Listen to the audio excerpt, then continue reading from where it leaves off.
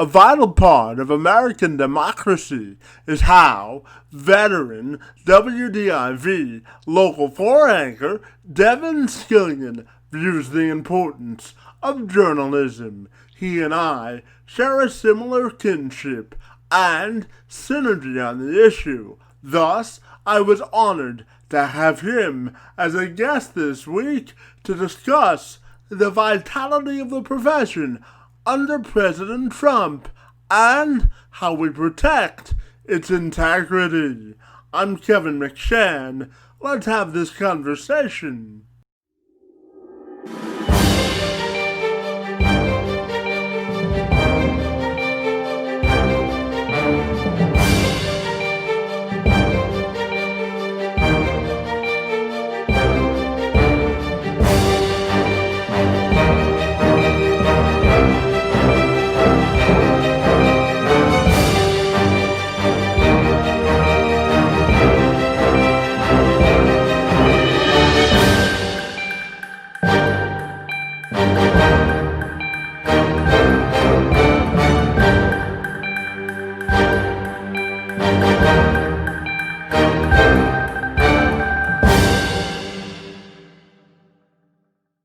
Our informative and interactive discussion began when Scillian provided some insights and perspective on his impassioned plea he made to his audience in March when he urged them to remember the vital role that journalism holds in our democracy.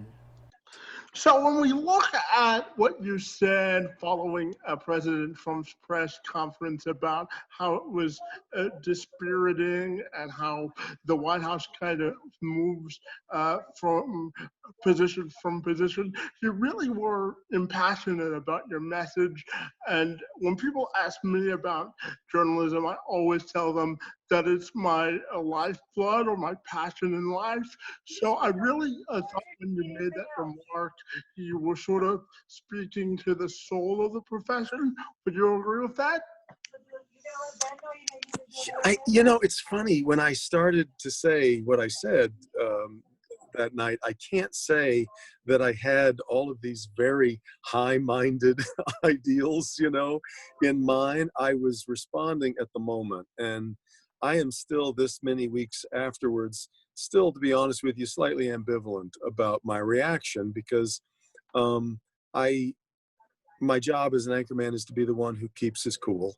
And I also believe, as I've told you, I believe strongly that I'm not in the opinion business. Now I am in the truth-telling business, and I am in the fact-finding business. And so I did feel at that moment that there were an awful lot of journalists who were working under suddenly extreme circumstances to try and get the truth to people who needed more than ever to have good, solid, reliable information uh, as far as the pandemic that we were just starting to get our arms around at the time. And so I thought that at a moment like that, people need to trust. They need to trust the reporters that they're watching, listening to, and reading. They need to trust that our compass is calibrated on the right things. And so at that very moment, I think that was my reaction. It was probably built around watching what we were doing just in this newsroom. All of a sudden, 85% of this TV station's personnel were working at home. Reporters were trying to figure out, how do I interview somebody without getting close to them or not getting to them at all? Photographers still were the indispensable. They really couldn't do anything except still do what they have done all the time. And that was just our newsroom.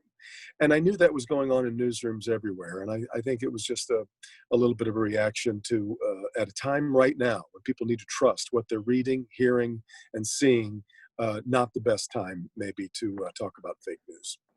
And when you talk about fake news, certainly it's a popular expression that the president likes to use. And I think as journalists, and now I don't like to give my opinion either, but as journalists, I think it's very dangerous when you demean the hardworking people in the profession. And I think when you made those remarks, you were speaking to that as well. Would that be correct? Yes, I think that's fair. You know, I've said to people before, there may be too much opinion in journalism, but if you think of journalism as being a massive cake, the opinion people in our business are really the icing. They get a lot of the attention. They're the most visible part. And so, of course, there are people like Maureen Dowd and David Brooks, and I could go on with the columnists who have quite a footprint in America, and the commentators in the media, on radio and on cable news. But the bulk of the cake is made up of people like you and me. We're really not in the opinion business. We're working hard to try to, I tell people that my job is to be an aggressive Switzerland every day. And I have always thought it a pretty good token in my cup that I get half and half. The hate mail that I get runs half and half.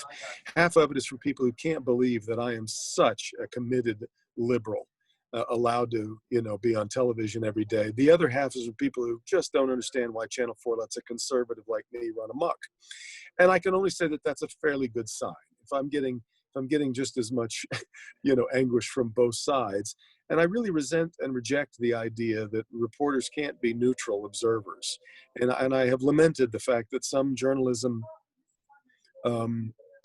outlets, some newsrooms have given in to the idea of well, I couldn't possibly be expected to not share my opinion. So I'll tell you what my opinion is right from the outset and try to make a virtue of that, rather than understanding that being Switzerland is a pretty important and I think still very noble way to pursue this business. And when we look at the future of the position or profession, I'm just wondering if you could tell me whether you think objective journalism has been compromised as a result of the current political climate we're living in. And how do you think we can preserve the integrity of the profession? I'm deeply concerned about our existential crisis right now. People like to point out that journalism is a business, and I always say, yes, it's a business, but it's the only business mentioned by name in the Constitution. It is a terribly important and vital part of a functioning democracy.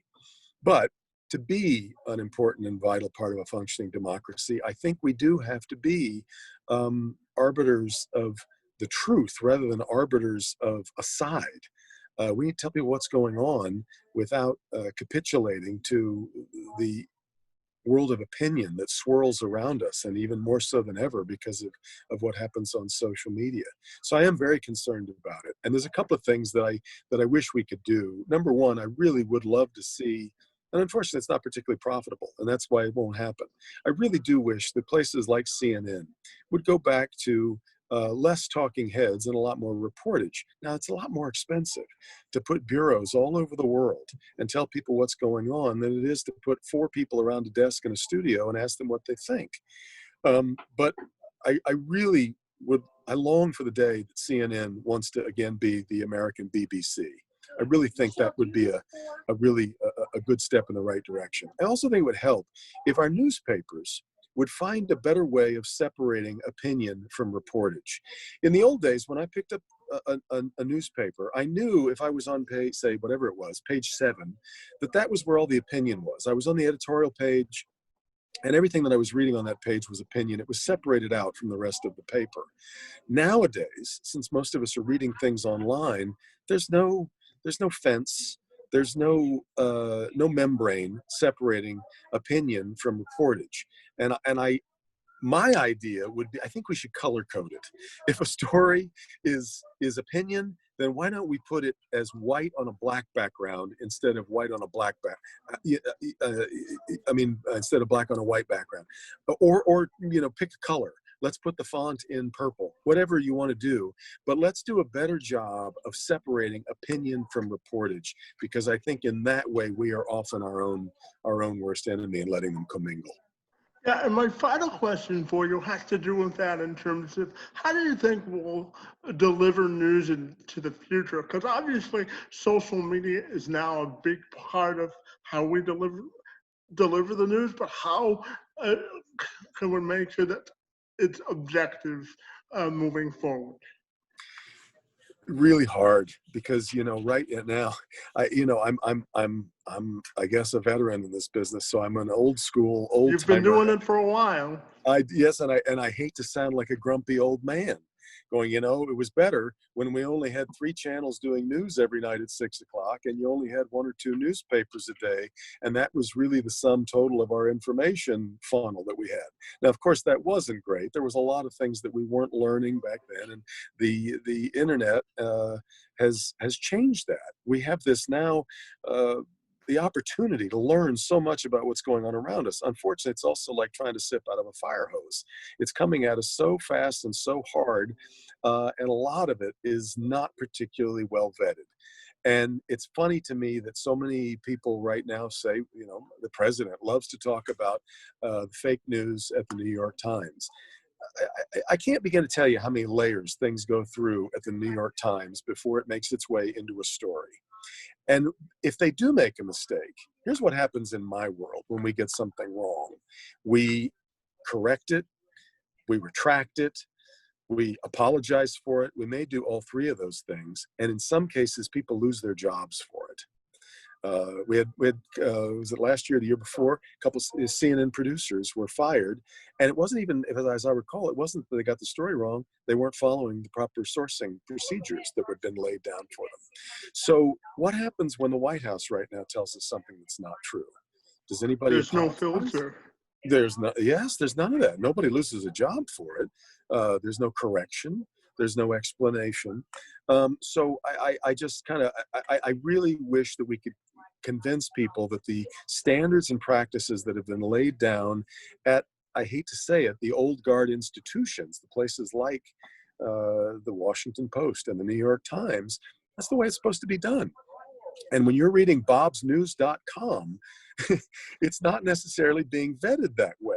And it takes, if you want to read that stuff, that's fine, but you're kind of on your own, and you have the responsibility to vet it because nobody else has been vetting it for you. And so I think that's one thing, is we've got to do a much better job of telling our own story about how hard we work to get things right. And it's very difficult right now when so many people have decided that if they don't like what a story says, that makes it fake. If they don't like what we're reporting, that somehow lessens its veracity. And that is not at all a very safe place for us to be as American consumers of news. Hey, Devin, I want to thank you very much for taking a few minutes to talk with me. It was a lot of fun. I value your time and opinion, and thanks for being with us this afternoon. I sure hope we can do it again. Thanks. Have a good